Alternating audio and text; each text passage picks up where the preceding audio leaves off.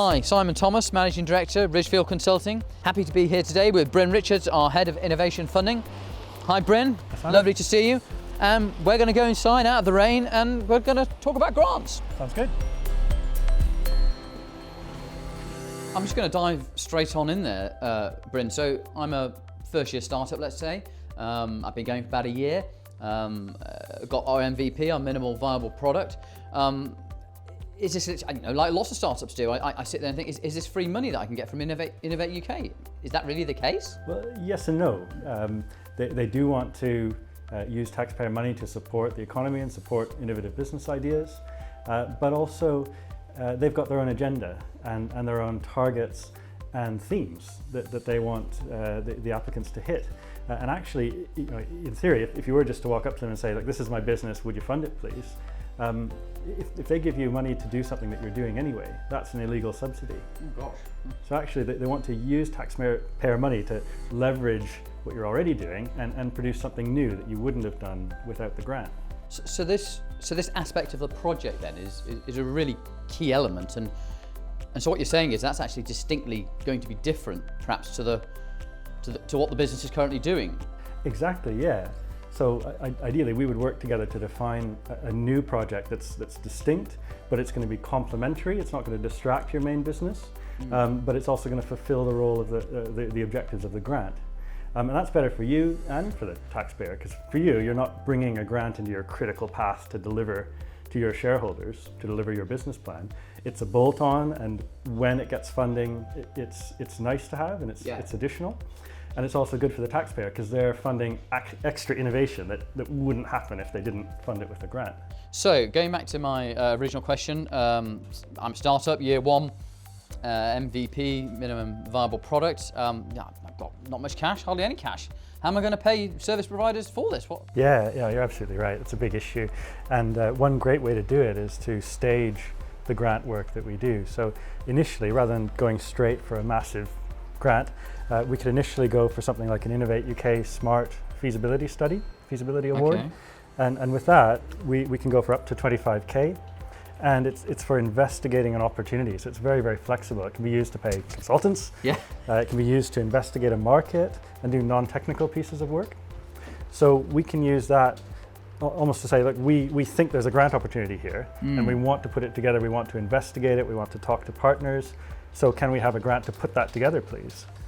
So we can almost use that as a way to leverage ourselves in to working together and dip our toe in the water, have some success winning that smaller grant, and then use it to build up the application for the bigger grant. Because you're right, it's an intensive piece of work to just build that whole new plan and that whole activity that's going to be complementary and win the funding. Actually, a key question probably on that, which is I'm sure people watching would like to know about it, is the whole partnering process.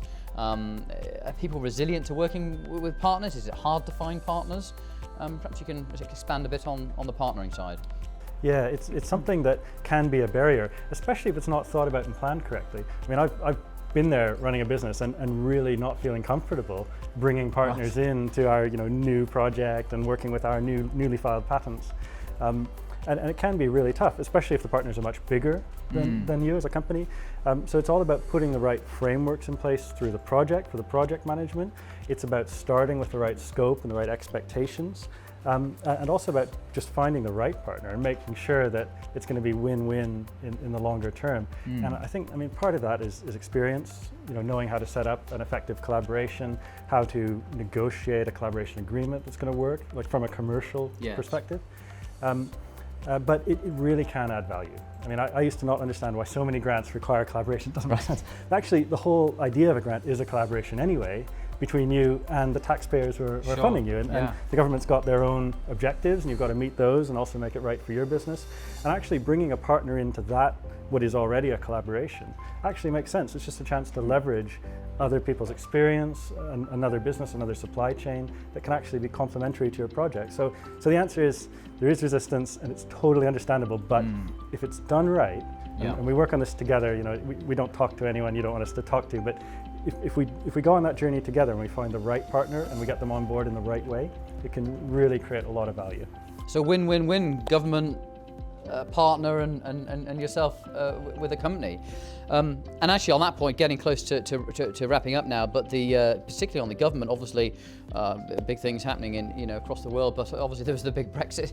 It's gone out of the news slightly now with other things going on. But how obviously that's a question people are going to be concerned with grants as to what the horizon, what we're looking at in the next couple of years. I mean, it could be a difficult question, but what's your take on that? Well, it's hard to say what will happen for sure. I think one thing we can say with confidence is that Innovate UK, so the UK primary grant awarding body, is going to remain. Okay. And if anything, it's going to become a bigger ticket item in the UK budget. So the government's, the government's definitely behind UK startups.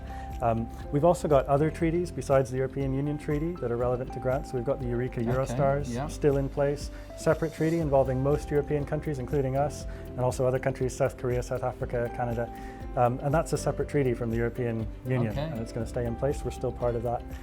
There are also some bilateral grants that have been popping up, so an opportunity for British businesses to collaborate with China or collaborate with Canada, and these specific bilateral grants come up from time to time as well. So we keep an eye on what's happening. It's definitely a diverse landscape, but we can see what's coming up, we can see the themes, we can see the government strategy, and we can be ready when the right grant opportunity comes along.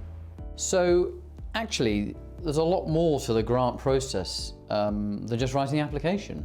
Yeah, Ridgefield offers a complete service where we work with you to make sure the grant concept works for you as a company strategically, where we bring in the right collaborations, and we make sure it's a good strategic fit for the particular grant opportunity that we decide to go for. So it's a much more holistic approach, and it really lays the groundwork for success. Not just winning the grant, but even delivering a successful, valuable grant project. Perhaps in concluding, what would you say the three main key takeaways? I would say number one is to treat the grant project and the grant opportunity with respect as its own thing. So it's not necessarily exactly what you're doing in your business now, but it's a complementary add-on activity that's value added for you, and it's a chance for the government to leverage taxpayer money to create something value added and new. So it's a distinct activity. I'd say secondly is to think of it strategically. It can be really long term, especially the bigger grants. There can be a long turnaround cycle between initially thinking that you want to go for the grant submission, to then winning it, contracting it, starting it, and then making your first grant claim could be a really long process. And therefore to have it as a good strategic fit that stands the test of time and it's something you want to do and you're going to deliver to a high level is really important. Thirdly, I'd say is to sort of go with it to some extent, to let the grant scope define maybe a slightly different scope of work than you would have thought of normally, to let the partnerships maybe take you in a slightly new direction. If you're clear on your strategy and you've done your homework, you can be open to those opportunities and they can be complementary rather than distracting. So I guess the last one is sort of have fun and take the opportunities that come. So absolutely fascinating today to hear all about the grants. Bryn certainly changed my mindset. Obviously we're a service provider in this area, so do look at our website www.ridgefieldconsulting.co.uk if perhaps you'd like to work with Bryn on some upcoming grants. I'd be happy to hear from you, happy to speak and learn more about your business. If you have any questions, please do get in touch. Lovely, great day. Thank you, sir.